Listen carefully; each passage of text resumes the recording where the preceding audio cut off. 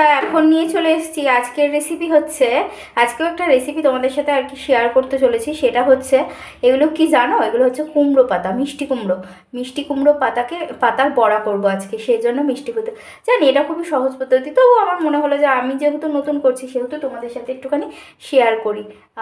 এই দেখো, এটা হচ্ছে মিষ্টি কুমড়োর পাতা এইভাবে কুচি কুচি করে কেটে নিতে হবে। আর এই যে এইভাবে পেঁয়াজটাকে কুচি করে নিতে হবে। আর এখানে আমি দুটো লঙ্কা কুচি নিয়ে নিয়েছি।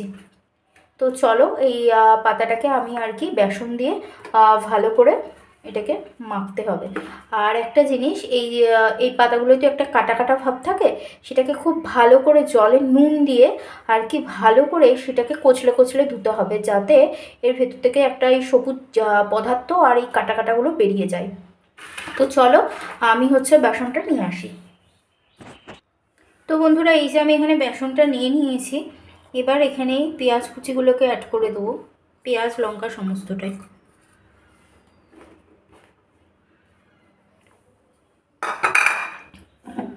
দিয়ে জল দিয়ে ভালো করে নুন দেবো এর ভিতর। জল দিয়ে ভালো করে এটাকে আমি মেখে নিই, যাতে খুব একদম পাতলা যেন না হয়ে যায়। পাতলা হয়ে গেলে আবার হবে কি সমস্যা হয়ে যাবে, পাতাতে লাগবে না। তো চলো এখানে আমি নুন অ্যাড করে নিই।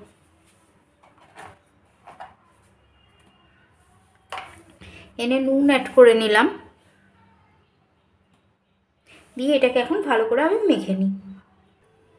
দেখুন আমাদের কারেন্ট ছিল না, সেই জন্য আর কি লাইট খুব কম হচ্ছিল। তো এই দেখো সুন্দর করে আমি মেখে নিয়েছি। আর একটু এটাকে পাতলা করতে হবে, মানে এতটা ঘন করলে হবে না। তো এই যে আমি এটাকে মেখে ফেলেছি, এইবার হচ্ছে অল্প অল্প করে এই কুমড়ো পাতাগুলোকে এখানে অ্যাড করতে হবে। এই বেসনটায় যতটুকু ধরবে ততটুকু দিতে হবে। আমি অত মাপ বুঝিনি আর কি, তো আমি নেওয়ার হয় নিয়ে নিয়েছি। দিয়ে এটাকে এইভাবে বেসনের মধ্যে মাখিয়ে কিছুক্ষণ রেখে দিতে হবে, যাতে বেসনের সাথে পাতাটা ভালো করে মিক্সড হয়ে যায়, ভালো করে বেসনটা এর ভিতর ঢুকে যায়। আর এটাকে এখানে রেডি করার পর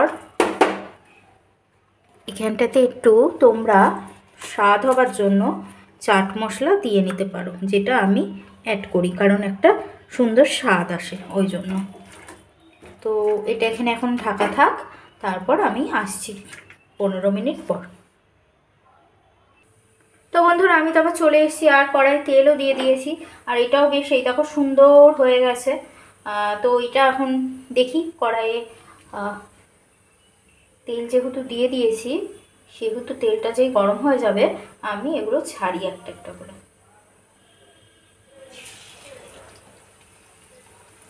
এটা তোমরাকে অনেকটা বড় বড় করেও দিতে পারো, আর একদম যেন বেসনে ডুবো ডুবো না হয়, এইরকম থাকবে, তাহলেই স্বাদ হয় খেতে।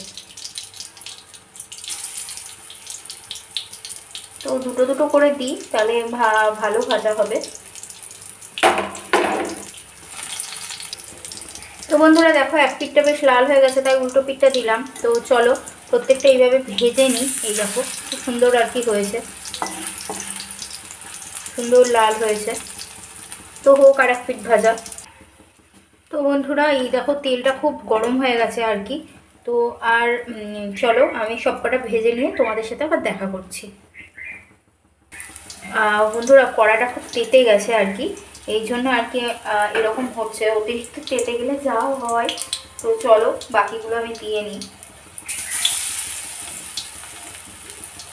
তোমরা এগুলোকে বড় বড় করে দিতে পারো, মানে গোটা গোটা পাতা বেসনে ডুবিয়ে সেটাকেও দিতে পারো। তোমাদের যার যেরকম ইচ্ছা সেভাবেই করতে পারো। যেহেতু কড়াটা প্রথমে এতে ছিল না, সেহেতু প্রথম আর কি বড়াটা আর কি ভেঙে গেছে।